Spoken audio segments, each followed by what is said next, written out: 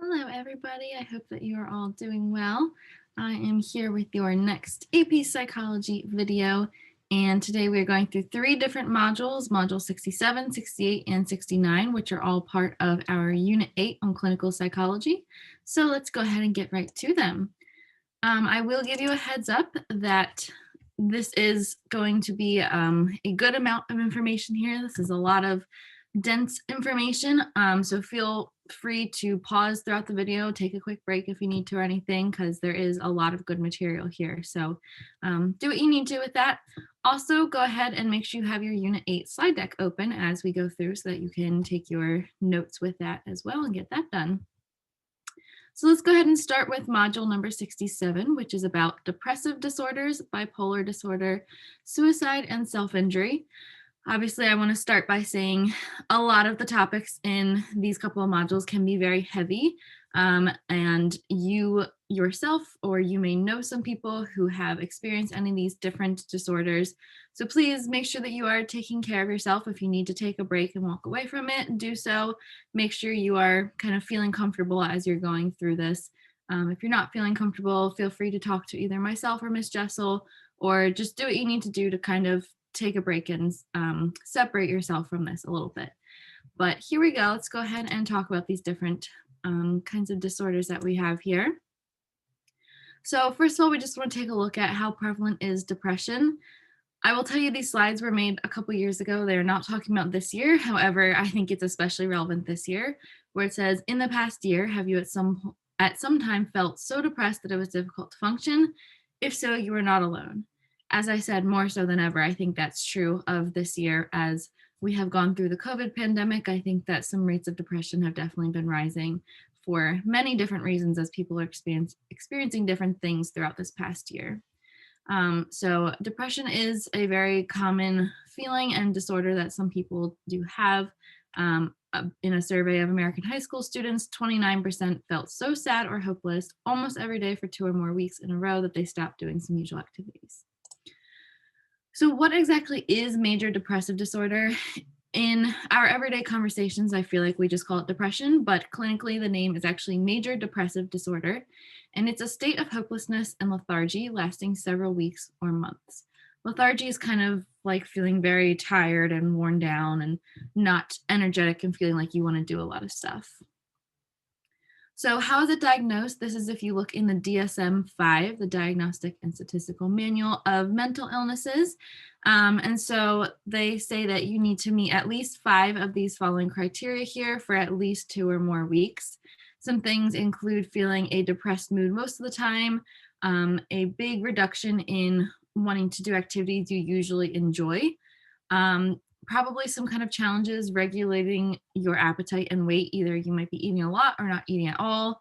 Same with sleep. You might be sleeping a lot, not sleeping at all. And a couple other things that are similar that may go along with major depressive disorder. It may be accompanied by thoughts of death and suicide potentially, but that's not necessarily always tied with major depressive disorder.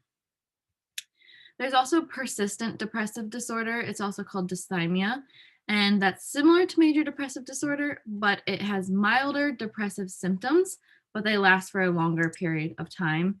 I will tell you, it's probably much more likely you would see something about major depressive disorder on some kind of test question. But just real quickly, persistent depressive disorder has things like difficulty with decision making and concentration, again, feelings of hopelessness, poor self esteem, reduced energy levels, problems with sleep, and appetite. There is for sure some evidence that people tend to feel more depressive symptoms in the winter, and we actually have a disorder called seasonal affective disorder, which ironically spells the word SAD, SAD. So there definitely tends to be more feelings of depression that occur during the winter months when it is darker out, it's colder, there's not as much sunlight for as long during the day. So it's kind of an interesting correlation, I guess you can see there. Next, we're going to talk about bipolar disorder, and that's a disorder in which a person alternates between the hopelessness and lethargy of depression and the overexcited state of mania. So it's kind of like two polar opposites here that you feel, which is why it's named bipolar disorder. Real quick before I continue, I do want to say, please keep in mind that your word choices are very important as you talk about these different kinds of disorders.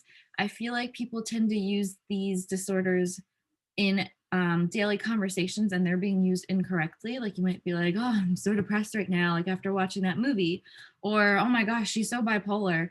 It's really not appropriate to say those kinds of things unless someone specifically is diagnosed with those disorders. It's still not right to use that as like a description of someone. But if you're actually feeling feelings of depression, that's one thing. If you're just kind of feeling bummed out after watching a sad movie, that's another, and it's not the same thing. And I definitely feel like bipolar is something that gets used a lot of you're being so bipolar or the weather is bipolar. It's really not something to take lightly and just kind of put a name to anything like that. So just keep that in mind. I would say OCD is another one that gets used kind of incorrectly and unfairly a lot of times too. So just a side note, think about that. Going back to bipolar disorder though, there is the state of depression people experience, and then when that tends to end, they go to a state of mania, which is when people feel euphoric, overly talkative, wildly energetic, and extremely optimistic. So mania is not just like, oh my gosh, I'm so outgoing and excited and I'm feeling really good. Lots of people can feel that way. You might have a day like that. But mania is this like greater sense of euphoria and like you feel like you're on top of the world. Nothing can stop you. You're invincible.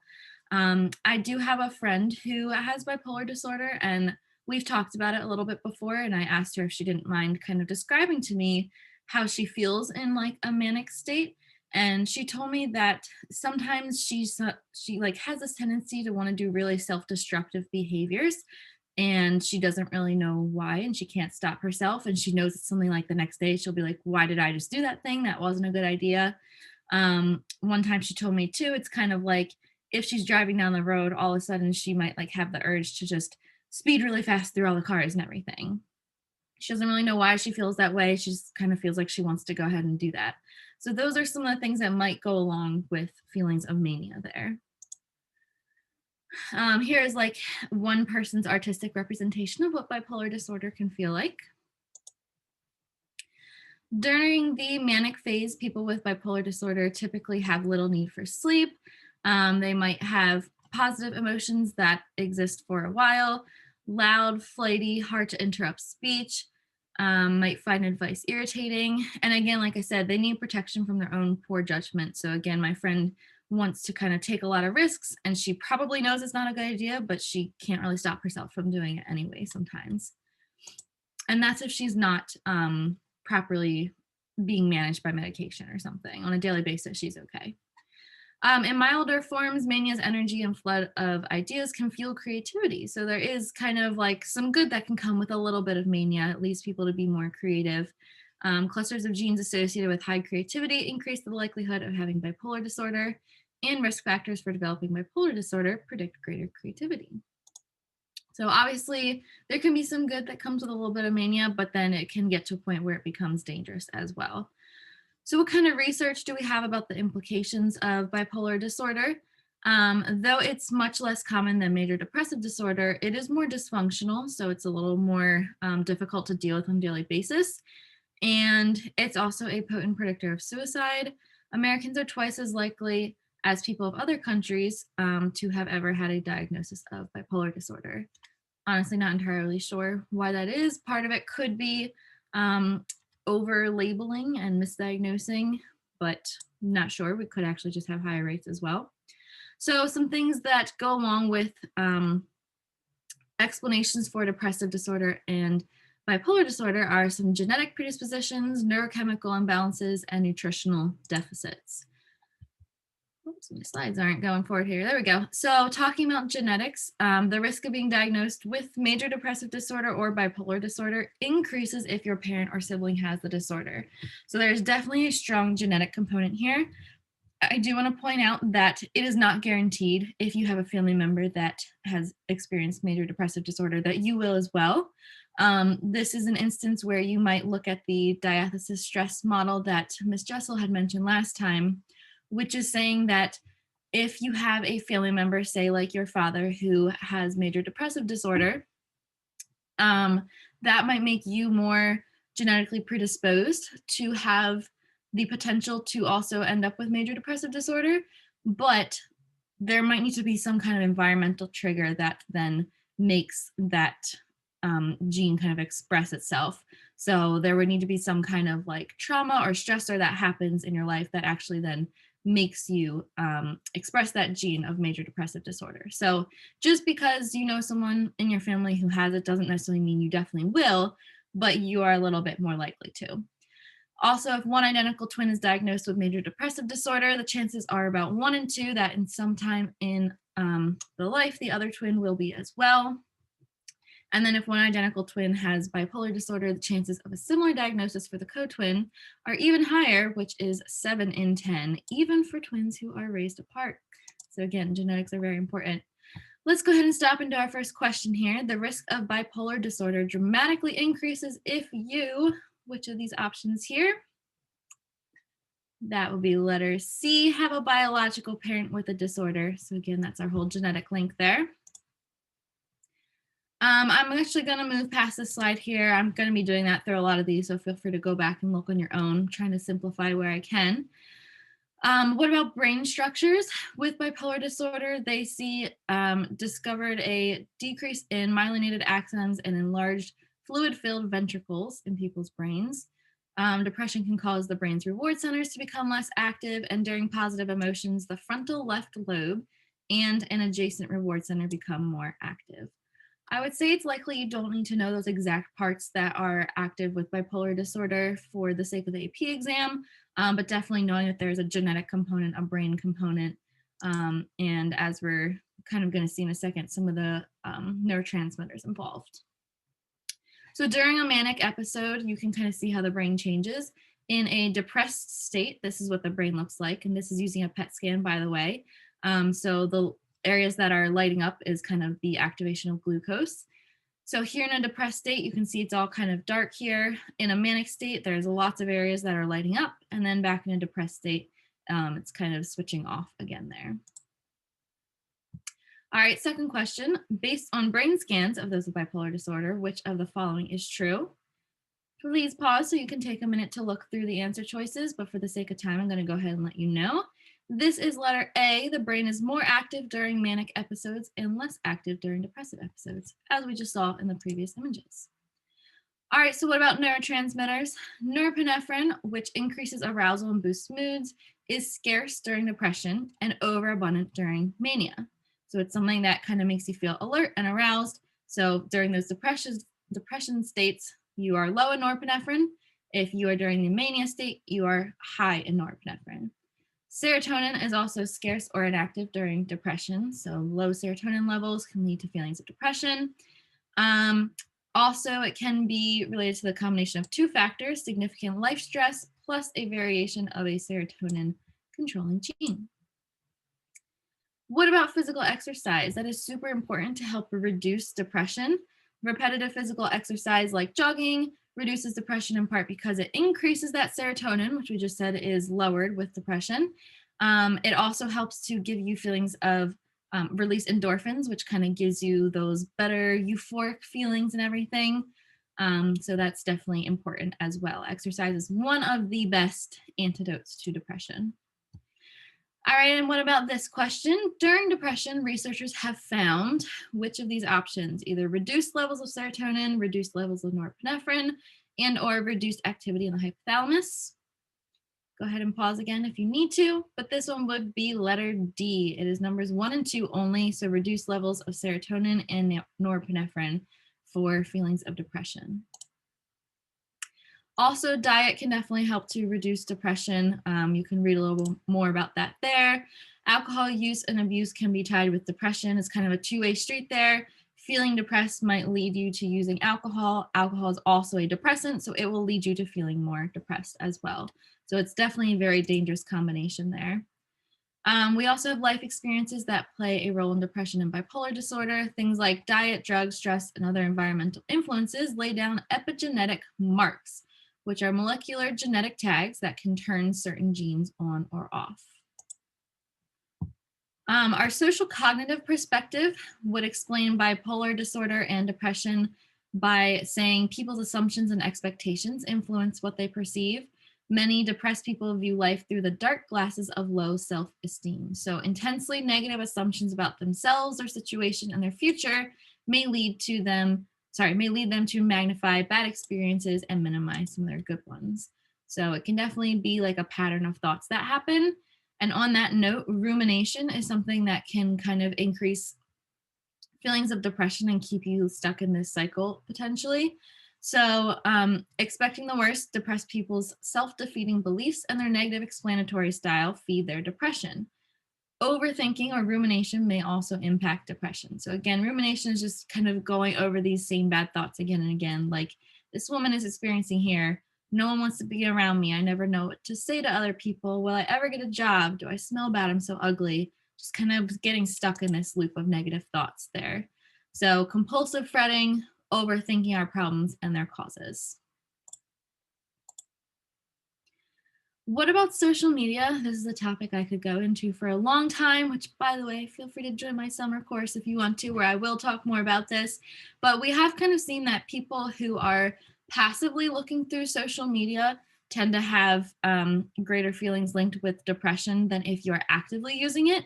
So if you are actively using social media, that is like you are looking at pictures of your friends and then reaching out and connecting to them. So if you're actually kind of getting that connection with people, social media can be really beneficial for you.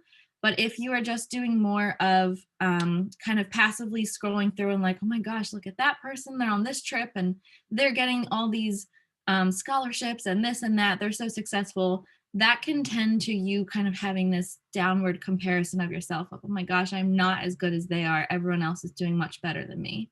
So it's really important you are careful about your social media use and the way that you are choosing to kind of interact with it and other people. Briefly, explanatory style, that's just kind of the way that you choose to, for lack of a better word, explain the way that a certain event has happened. So for example, if you have a breakup with a romantic partner, someone with that could eventually end up with depression may look at it as this is a stable thing that is happening, meaning I'll never get over this. It's going to last forever. Someone who has a more successful coping strategy would look at it as it's a temporary thing. Like, this is really hard to take right now. I'm really upset and bummed, but I will get through it. Someone with depression might see it more as a global thing of without my partner, I can't seem to do anything right. So it doesn't just affect this one area of my life, it affects everything. Someone with successful coping would see it as specific of it's this isolated event. So like I miss that person a lot, but I have really great family and other friends too. And then finally, someone with depression might see it as an internal thing. Our breakup was all my fault. I'm not good enough. They didn't like me. Whereas someone with successful coping skills would see it as an external thing of it takes two people to make a relationship work and it just wasn't meant to be. So obviously the root on the right here is what helps to have more successful coping skills. That is the better explanatory style. So that's kind of what this is just saying again too. I'm going to skip that slide. Let's go ahead to this question. What term refers to thoughts about who or what we blame for our successes and failures? Like we just saw, that is letter D, our explanatory style. Awesome job. Don't forget, this is like, I feel like at least the fifth time in this course, we've talked about learned helplessness. So that is definitely linked with feelings of depression. It's the hopelessness and passive resignation an animal or person acquires when they're unable to avoid repeated aversive events. So things just kind of keep happening and you decide there's nothing I can do to help this. It's just going to keep happening. Then that will lead to behavior of there's no point in me trying because I can't change anything about it. That's those feelings of learned helplessness, which also is kind of tied with hopelessness. So again, that's just tied with depression. That's what this slide is saying here. That was kind of discovered by Martin Seligman. And he saw that the rise of individualism and decline of commitment to religion and family in Western individualistic cultures kind of led to more feelings of that learned helplessness and depression. So there is a little bit of evidence for less depression in more collectivistic cultures, whereas individualistic might have that more self-explanatory style and then end up with more feelings of depression. It's also a vicious cycle because there's these 4 steps here of stressful experiences are interpreted through a ruminating, pessimistic explanatory style, which creates a hopeless, depressed state that then hampers the way the person thinks and acts. And that just kind of goes over and over again. So that's why if you are kind of feeling depressed, it can be really hard to break yourself out of those patterns there. All right, I'm going to definitely not at all to minimize any of this, but I'm going to go a little bit quickly through this part here because I know we're already tight on time here. But a couple of facts regarding suicide here. And again, obviously, this is very sensitive information. So if you need to kind of step away, feel free to do so. But each year, over 800,000 despairing people worldwide will elect a permanent solution to what might have been a temporary problem, referencing suicide there. For those who have been anxious, the risk of suicide is tripled. For those who have been depressed, the risk is quintupled. People seldom commit suicide while in the depths of depression when your energy and initiative is lacking. The risk actually increases when they begin to rebound and become capable of following through. One piece of good news, though, is that they find there are lessened rates of suicide in people who actively discuss with other people the fact that they are having some of those thoughts and those feelings. So a common thing is to say if you have told at least 3 people, that's usually really good news because it means that you are kind of reaching out to other people and have people who can check in with you to help make sure that you are not following through with any of those thoughts that you might be having. So if you are having any kinds of thoughts, please, please, please don't be afraid to let someone else know, reach out to someone who is trusted. I am more than happy to be a person if you feel like you want to confide in. I'm sure Ms. Jessa would say the same thing. We also have our counselors at the school and the wellness center as well. So please seek help and reach out to people if you are having any of those kinds of thoughts. I am going to go past this slide. One thing about risk factors with suicide is that men exposed to a family suicide were 8 times more likely to commit suicide than were non-exposed men. Also, following highly publicized suicides in TV programs featuring suicide, known suicides increase. So I do want to bring up the point that things like that of when people are kind of seeing a specific example of suicide, that can sometimes be dangerous to trigger some other thoughts in people. However, openly discussing it as a way of looking for like warning signs and everything, there hasn't been any research that shows that's a negative thing. That's actually something that is usually good at helping to prevent suicide. So just kind of wanted to bring that up. Again, it is better to talk about it than to not, is kind of my point there. I would say this is the most important slide here. So how can you help someone who may be considering suicide? Please listen to them, empathize, and offer friendship.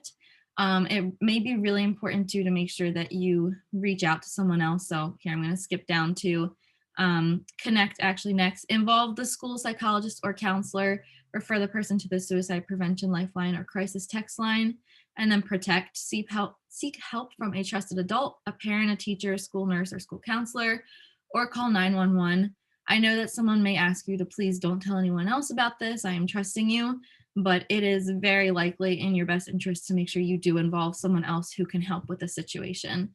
It can definitely be a very hard thing to have to kind of try to handle that on your own, especially if you are of like high school age and everything. So it's really important to make sure you do reach out to other people. It is, I understand it can kind of break someone's trust, but it is definitely a much greater kind of thing that it is better to engage in rather than not, to help protect this person. Just briefly want to mention there's also such a thing as non-suicidal self-injury, which is when people are kind of intentionally hurting themselves, and it is very painful, but it's not intended to actually end their lives in any sort of way. All right, so there we go. So that was our first module there. I'm sorry, I know we still have 2 more to go here. If you need to, now is a great time to take a break, pause and everything. I know that's also definitely not the most uplifting topic. Maybe go watch a quick YouTube video that's funny or something. Do something you need to cheer yourself up. Don't forget, we've always got our trick too of holding a pencil between your teeth. Get a quick little smile and boost of endorphins here. Not at all to minimize anything we just talked about, but just to kind of recenter yourself and get ready to go again. So we are now going to move on to module number 68, talking about schizophrenia. Again, definitely gonna go through some of the slides quickly here. So I do think this is an interesting quote that kind of helps to explain what schizophrenia might feel like. So consider this: the regulator that funnels certain information to you and filters out other information suddenly shuts off. Immediately, every sight, every sound, every smell coming at you carries equal weight. Every thought, feeling, memory, and idea presents itself to you with an equally strong and demanding intensity. So you are kind of feeling everything all at once. You can't determine necessarily what is something that is just a thought in my head versus what is something that's actually real and happening outside of my head. That's kind of some characteristics of schizophrenia. So it's a disorder that's characterized by delusions, hallucinations, disorganized speech, and or diminished inappropriate emotional expression. During their most severe periods, people with schizophrenia live in a private inner world, preoccupied with the strange ideas and images that haunt them. So again, they can't really separate what's happening in my head from what is going on in reality. And the word schizophrenia itself is schizo means split and phrenia means mind. So it's your split mind, not in the sense of having multiple personalities, which we'll talk about later, but instead your brain being split between what's just going on in your mind and what's going on in reality. Definitely guaranteed something you need to know about schizophrenia is positive symptoms versus negative symptoms. Yet again, here in psychology, positive and negative does not mean good and bad. Instead, it means added or taken away. So positive symptoms are things that are added symptoms that someone may experience, like hallucinations, talking in disorganized and diluted ways, and exhibiting inappropriate laughter, tears, or rage. We're going to talk about the difference between some of those in just a moment. Negative symptoms are an absence of some things. So a lack of emotion in their voices, expressionless face, or unmoving bodies. So you might just have a very flat affect, really like kind of monotone, not a lot of expression going on. That's more negative symptoms. So here you can see just kind of a recap of those things here. I definitely want to talk about the difference between delusions and hallucinations. You do also definitely need to know the difference between those two here. So a hallucination is a false sensory experience or perception, like seeing something that's not actually there or hearing something that's not actually there. So if you hear voices, if you smell things, sometimes you might feel things on your skin. Those are all hallucinations. They're things that are not actually there, but you are feeling these sensory experiences anyways. And they're like absolutely very real feeling to you if you're experiencing the hallucination. So you can't tell there's not actually spiders crawling on my skin right now, something like that. A delusion is a false belief that's often of persecution or grandeur that may accompany psychotic disorders. So, persecution saying people are out to get me, the government is seeking me and they're going to harm me and they're going to do something bad to me. Grandeur might be like, I am an awesome person. People are seeking my attention for some reason. I am meant to do really great things, things along those lines. So, it's a delusion is some kind of false belief that you might have, and it might kind of have some paranoia tied into it. So, hallucinations are false sensory experiences that you are having. Delusions are false beliefs that you might have in terms of the way that other people might be thinking about you.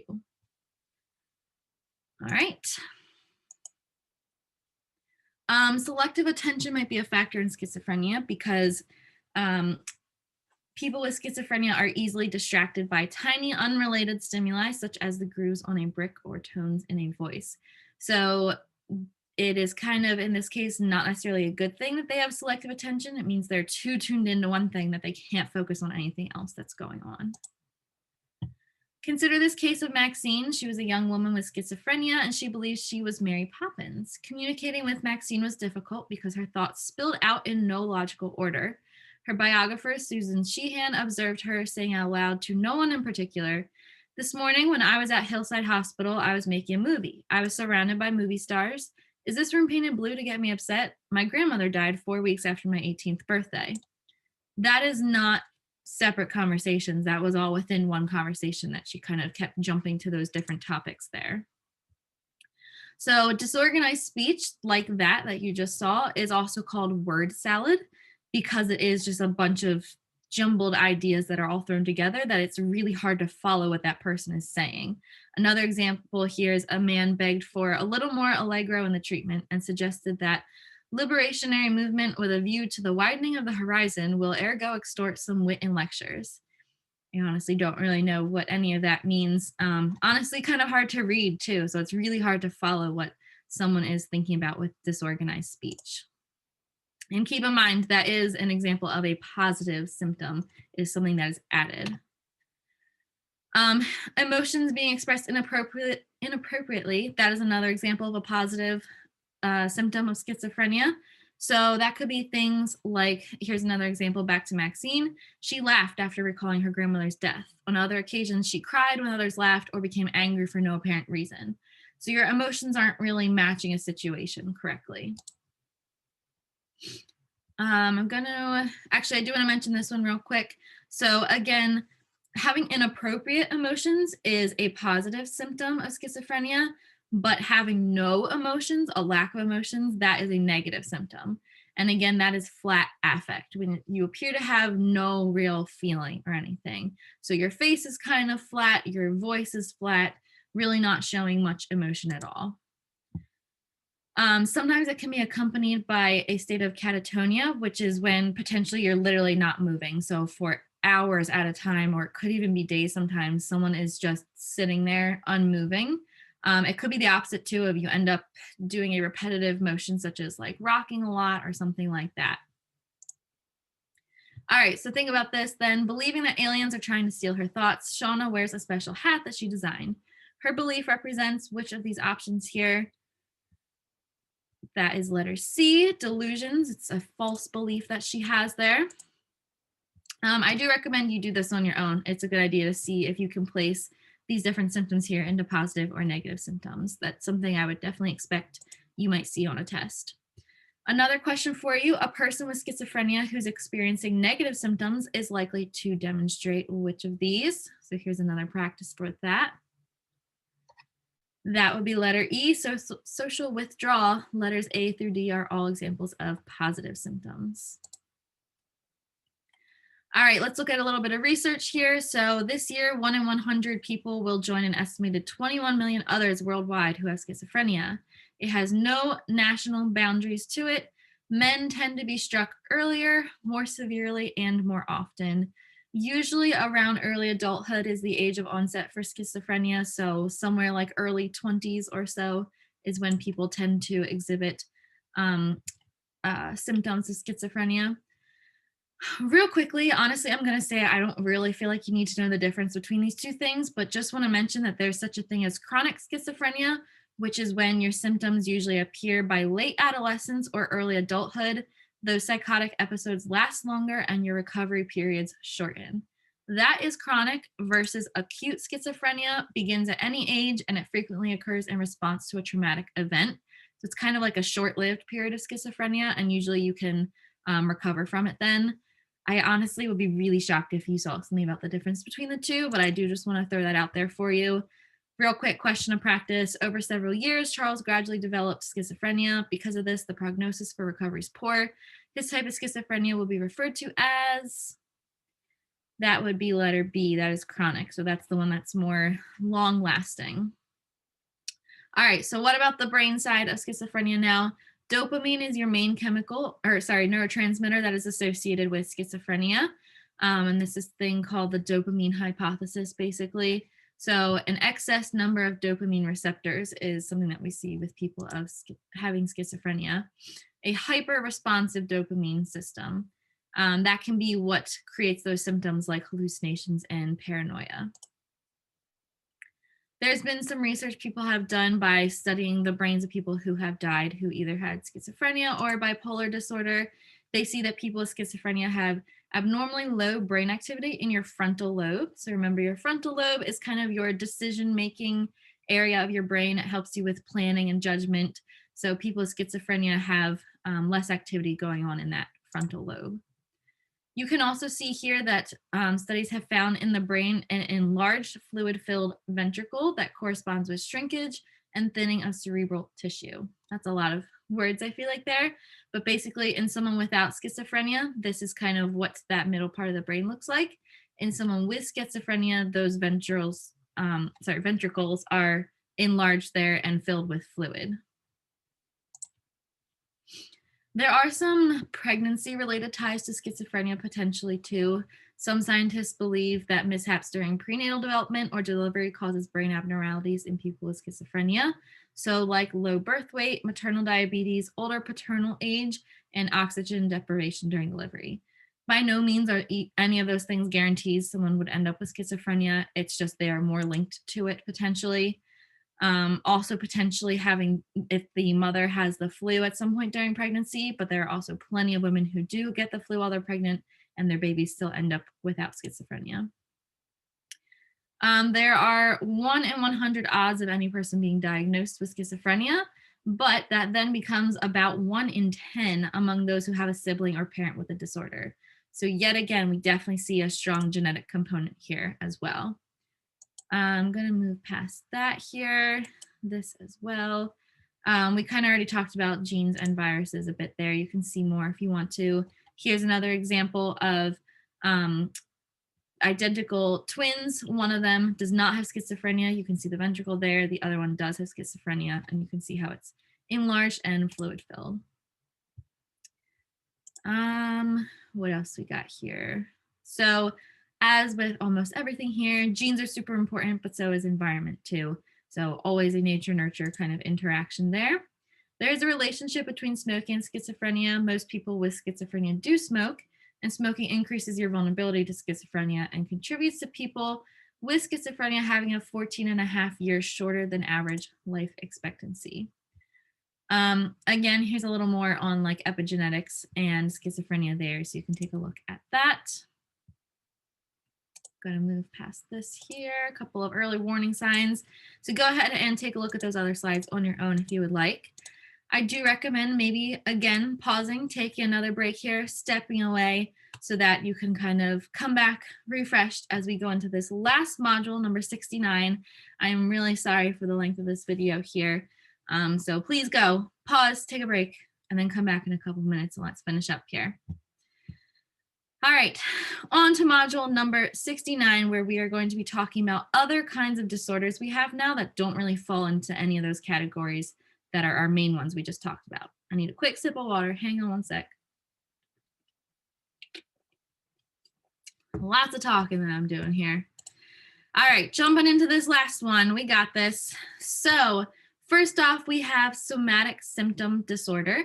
Somatic, the word soma talking about like body. So that means it's some kind of psychological disorder where the symptoms take a bodily form without any physical cause. So you might have things like you end up vomiting or feeling dizzy, blurred vision, difficulty swallowing, but doctors can't really pinpoint a specific physical reason why that might be. You just kind of have these responses. Conversion disorder is similar to the somatic disorder, so it kind of like falls under the same category. One big difference, though, is it has to do with voluntary motor or sensory function deficits. Again, I'd be pretty surprised if you have to distinguish between somatic disorder or conversion disorder, but just knowing that they both go under the category of you have some kind of physical responses without an accompanying like psychological reasoning behind it. Illness anxiety disorder is what was previously called hypochondriasis. So hypochondriasis, there we go. So you probably have heard of that before, most likely not it being called illness anxiety disorder. That's basically the feeling where you are interpreting lots of different physical sensations as a symptom of a disease. So, oh my gosh, I had this thing happen. My heart was beating faster that day, or my head was hurting. I had a stomach cramp. That means that I have this disorder. And so a lot of times those people end up in hospitals a lot seeing doctors because they're convinced they have something wrong with them, when really it might just kind of be this hypersensitivity to being alert of different symptoms, but they might actually be perfectly fine. Dissociative disorders, these are controversial. They are rare disorders that typically exist where conscious awareness becomes separated from your previous memories, thoughts, and feelings. There's a couple different kinds of dissociative disorders. One is called a fugue state, where you might not really know where you are. You might have potentially just kind of gotten up, walked somewhere else one day, and you lost your identity. You're not sure who you are, how you got there, what you're doing. You might have a change in identity then. So it's not like you actively chose, like, I'm done with this life, I need to get out of here. It's you just kind of get up and leave, and you then might assume this new identity when you don't really know anything that just happened. You kind of block that out there. And it could be in a response to an overwhelmingly stressful situation.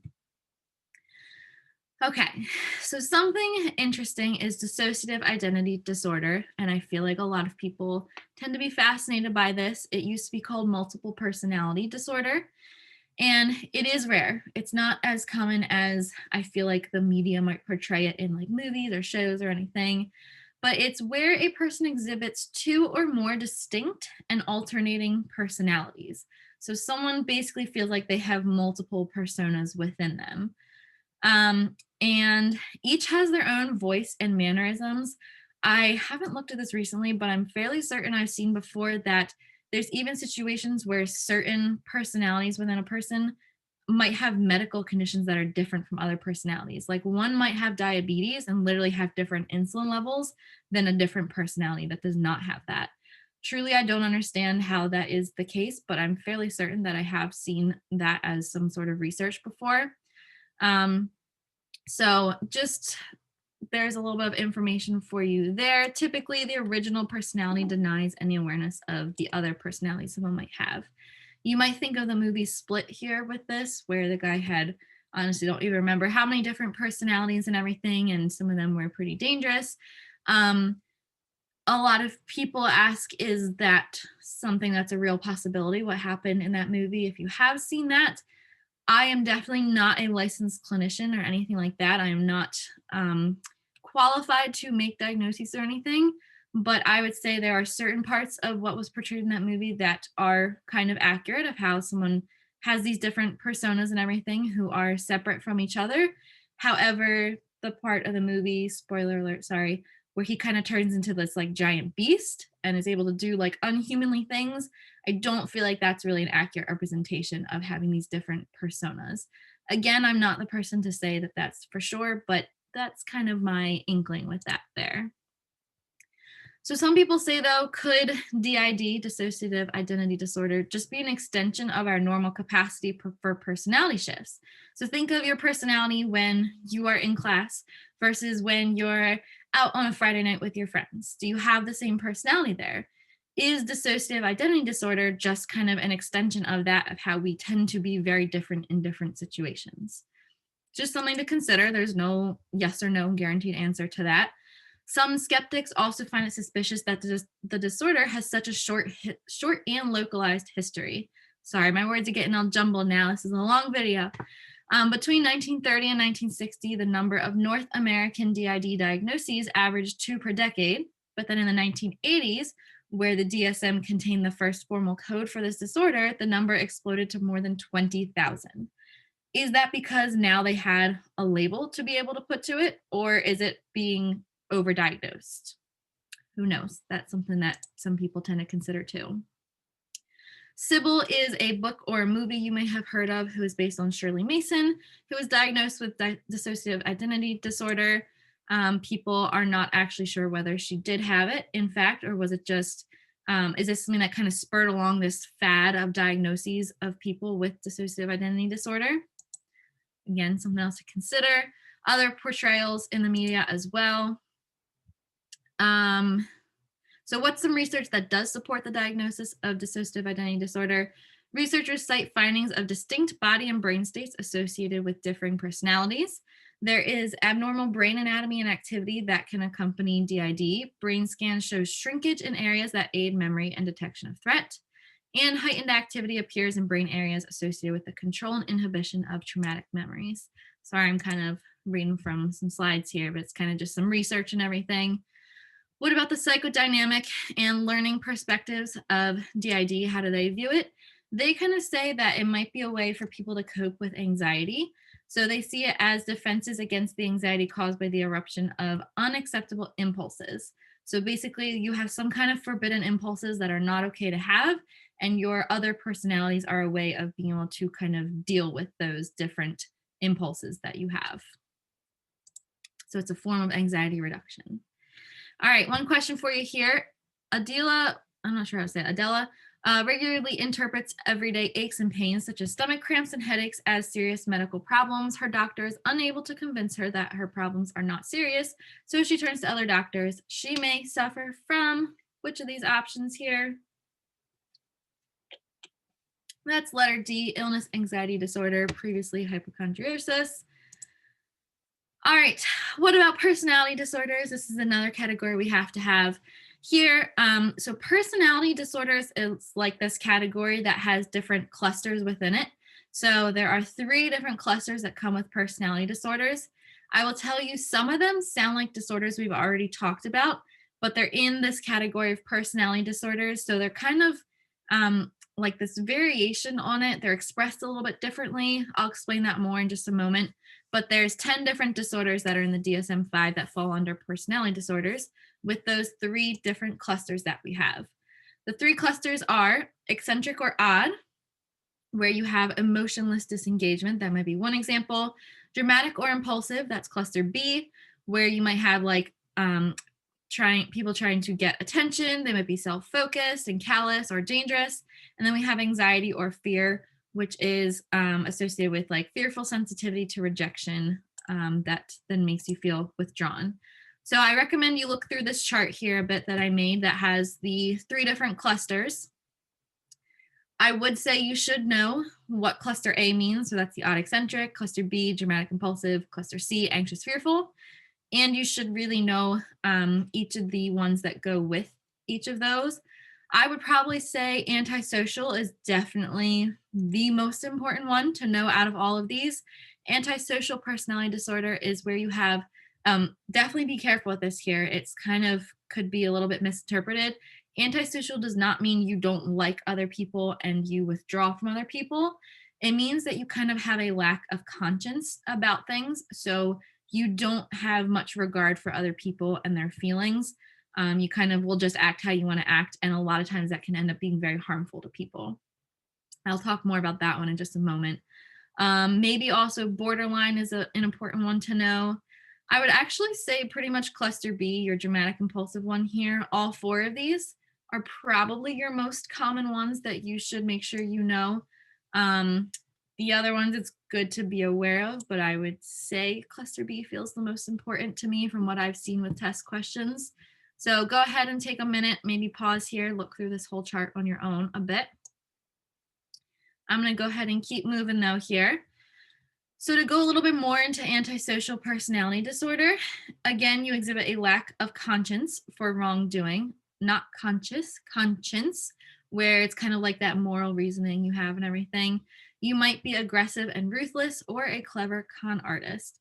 A lot of lack of conscience becomes plain before age 15 as people begin to lie, steal, fight, or display unrestrained sexual behavior. So sometimes people call those with antisocial personality disorder sociopaths or psychopaths because they don't have that conscience feeling. They may show lower emotional intelligence. You can't really understand other people's emotions quite as well. Some examples are people who sometimes are serial killers. That does not mean every serial killer has antisocial personality disorder, but it is sometimes seen. And that is because they're able to commit these horrible acts against people without those feelings of remorse. And Dennis Rader, he was known as the BTK killer. He is someone that fell under that category of antisocial personality disorder. He didn't really have any kind of remorse for the 10 different people that he killed. That's basically what that's saying here. Again, so keep in mind that some criminals may have antisocial personality disorder, but not all do. And that's vice versa in lots of ways, meaning not everyone with antisocial behavior is a criminal, and not every criminal out there is going to have antisocial personality disorder as well. I'm going to skip past those things here. My computer's glitching. It's getting tired too. It knows this video is long. There is a genetic component as well, of course. I'm just going to say that there's a genetic component. What else do we got? Okay, so here's a question for you. Antisocial personality disorder is most often characterized by which of these things did we just say? Letter B, a lack of conscience. All right, so now we're going into some feeding and eating disorders that we have here. The first one is anorexia nervosa, which is when it's most common in adolescent females. They maintain a starvation diet despite being significantly underweight, sometimes accompanied by excessive exercise. So this might also be paired with a body dysmorphia as well, where you're kind of seeing yourself in a distorted way. So basically, anorexia nervosa is people who have an extreme weight loss diet of either and or not eating a lot, or they may have excessive exercise, something like that. Or they might also engage in some kind of medication like laxatives or something as well. So these are two twins here who both have anorexia nervosa, and they're saying how constraining it is and how hard it is to overcome. And I do know a couple of different friends who have anorexia nervosa, and I will say that thankfully now they're doing much better, but unfortunately it is something that they kind of have to deal with on a daily basis and really try to overcome some of these mental thoughts that they have. So again, there's kind of this distortion of how people might view their bodies, which leads to these eating disorders. Another one is bulimia nervosa, which is where people engage in binge eating, which is where you eat a lot of food, usually high calorie foods, like what you might say is bad food, by then some kind of inappropriate weight loss promoting behavior like vomiting, laxative use, fasting, or excessive exercise. So that is bulimia. Make sure you do know that incorporates both the binge eating and the purging, which is when you're kind of trying to expel that food then. Versus binge eating disorder is just that side of where you eat a lot of food at once, but you don't have that purging, fasting, or excessive exercise there. Obviously, our media portrayal of people can definitely make it difficult for, like I said, most, especially young females, but definitely can be seen in males as well. So like the modeling world and everything, when they're super thin, tall models and everything, that can definitely distort people's views of themselves then as well, if that's what they think that they are supposed to be looking like. Okay, I believe this is it. This is our last thing here. So this is actually not in your textbook that I saw, but it is in your curriculum for the AP exam that you do need to make sure you know. It is in your slide deck, I believe, under module 69, but I think I put it at the beginning of that module there. So scroll back up to that real quick. Two different categories of disorders that you do need to know as well are neurodevelopmental disorders and neurocognitive disorders. I really just focus on that second half of the word in both of those to know the difference. Neurodevelopmental is something is happening developmentally with you, meaning like kind of think more towards birth, childhood, adolescence, adulthood, that range of things. So that is characterized by impairments of personal, social, academic, or occupational functioning.